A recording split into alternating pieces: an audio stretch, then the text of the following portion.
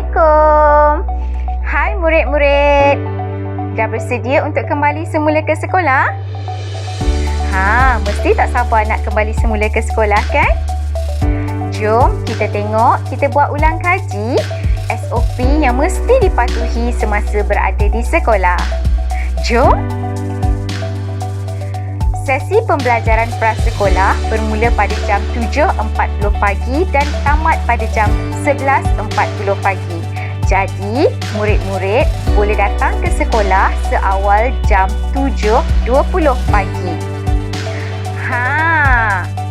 Pastikan murid-murid datang ke sekolah memakai pelitup muka. Pastikan pelitup muka dipakai sentiasa. Tak boleh buka-buka ya. Pakai betul-betul. Pastikan cara pakai pelitup muka dengan betul. Tutup bahagian hidung dan juga bahagian mulut.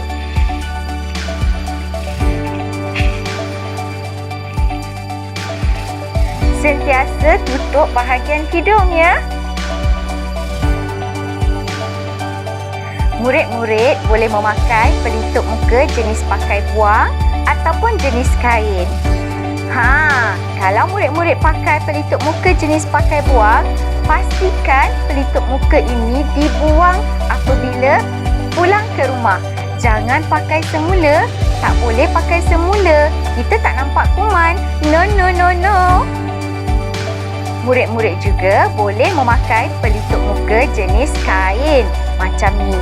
Tapi pastikan murid-murid membasuh atau mencuci pelitup muka jenis kain ini dengan sabun setiap hari. Jangan bawa kuman merata-rata. Ingat ya, pastikan pelitup muka jenis kain yang dipakai dibasuh dan dicuci setiap hari.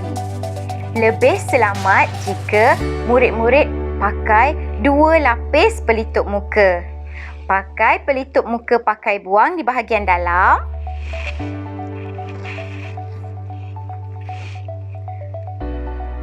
Kemudian, pakai pelitup muka jenis kain di bahagian luar. Tada! 2 lapis pelitup muka ni. Lebih selamat. Murid-murid, jangan lupa bawa tuala kecil setiap hari ya ke sekolah. Pastikan tuala kecil yang dibawa setiap hari ke sekolah dibasuh dan dicuci dengan sabun.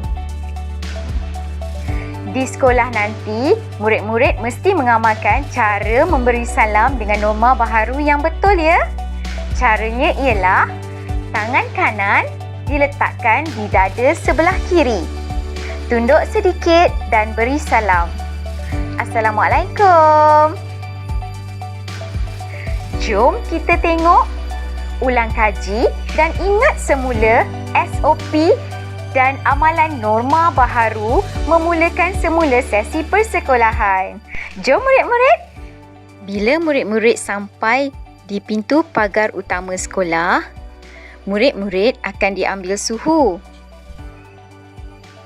Kemudian, murid-murid boleh bergerak, berjalan, masuk ke prasekolah melalui pintu pagar kecil.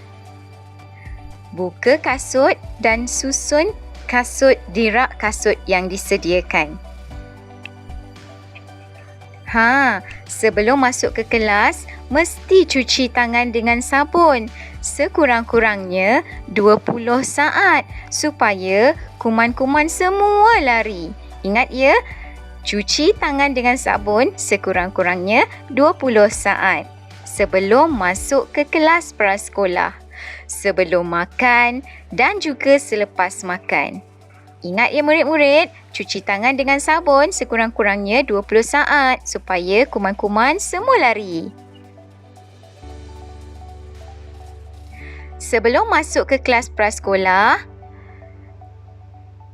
murid-murid akan diambil suhu dan dicatatkan suhu. Kemudian, bolehlah murid-murid duduk di kerusi dan meja masing-masing. Jangan duduk di tempat duduk orang lain.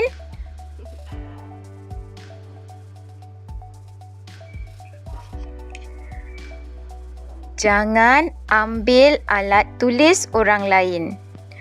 Ingat ya murid-murid, guna alat tulis sendiri. tak boleh berkongsi alat tulis dengan kawan-kawan. Ingat lagi tak, masa makan, sebelum makan mesti cuci tangan dengan sabun. Cuci tangan sekurang-kurangnya 20 saat. Duduk di kerusi dan meja masing-masing. Makan dengan bekas makan dan gelas masing-masing. Jangan berkongsi makanan. Tak boleh berkongsi makanan. Bila selesai makan, keluarkan tuala kecil yang murid-murid bawa daripada rumah dan lap meja masing-masing. Ingat, murid-murid mesti membawa tuala kecil setiap hari. Pastikan tuala kecil itu dicuci setiap hari. Nak bersembang tak dengan kawan-kawan?